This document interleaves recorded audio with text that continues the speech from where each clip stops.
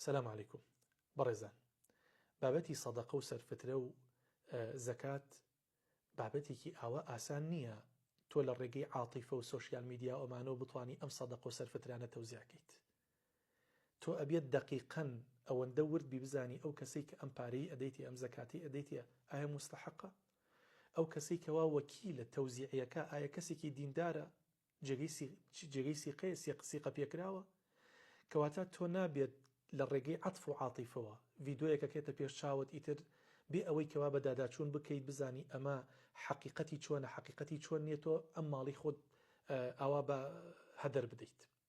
بۆ ئیسا خەڵکێک هەیە لە ڕێگەی فڕوفێڵەوە پارە پەیە ئەکەن، هیچێ بەناو مزگەوتەوە هیچێ بەناو نەخۆشیەوە کە لێ ئەکۆڵیتەوە سەیرەکی ئەسڵی مەسئلەکە شتێکی درۆیە. سێ زەلام هاتن بۆ لام لە مزگەوت، دوو برام لەگەڵا بوو، ئیتروتیان مامۆساگیان ئێمە پەیامێکی تایبەتمان پێی بۆ جەنابەت بخێر.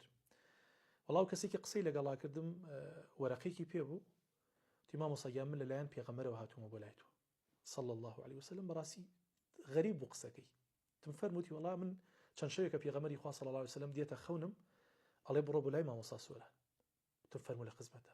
تی مامۆسا من گورچیلەکانم وەساوە، پێویستم بە سێ دەفتەرە، جا هاتوومە ئەو ڕاستپاردەیەم بۆ جەنابەت هێناوەی ت بزانم جەنابەتە فەرمووی چی. ئەوتم کە گورچی لە دۆستاوە فەحس و فحوساتەکان ئەتوانم سیرکەم؟ وەڵا وەرەقێکی دایە دەستمەوە، وەرەقەکە هیچ یعنی ئەسەرێکی پێوە نەبوو، هەر وەسڵی عیادەیەک بوو تەواو بڕایەوە، دکتۆرێ بوو تەواو. وتیان وەڵا ئێمە فەحس و فحوساتمان نەهێناوە لە ماڵەوەی. ئەوتم قەیچێکە بیهێنن؟ ئەیوتم لای چی دکتۆرێکە؟ ناوی دکتۆرێکیان وت حەز ناکەم ناوی بڵێم.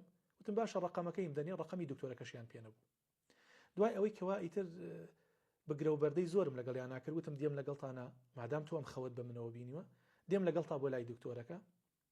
ئیتر وەڵحاصڵ وتیان نا مامۆساگیان تۆ دیارە خێرمان پێ ناکەیت و ئەمانە و خەڵکی هەر خۆشیان بە خەڵکی ئەم شارە ناسان سلێمانی زۆر بەداخەوە.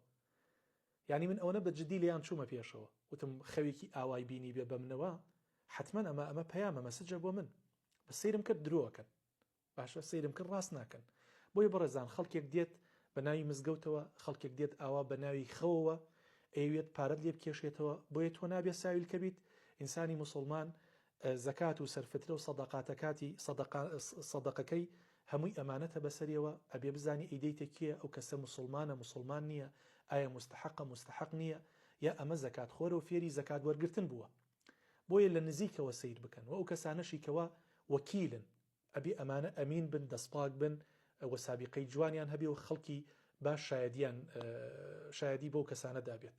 حەزم کرد ئەمڕۆنکردنەوەیتان بەمێ، بۆیە ئێستا مانگی خەیر و خێرات و سەدەقە و سەرفترەیە، وریابن ئەیدەنە کێ بە کێ ئەدەن و ئەو کەسانە کێن کە ئەم ماڵە وەرەگرن.